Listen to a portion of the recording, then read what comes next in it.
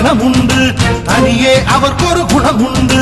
அமிழ்தம் அவனுடைய வழியாகும், அன்பே அவனுடைய மொழியாகும்.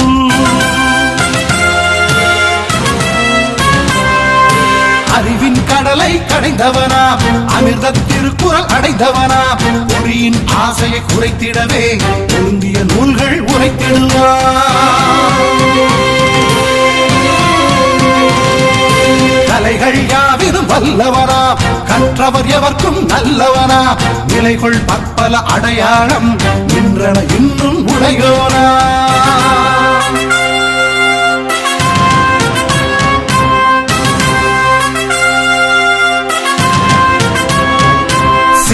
சித்திரம் சங்கீதம் சிறந்தவர் அவனினும் எங்கே சொல். வெப்பின் கருங்கல் களிமண் போல் வேலை திறந்தால் ஒளி பண்ணும்.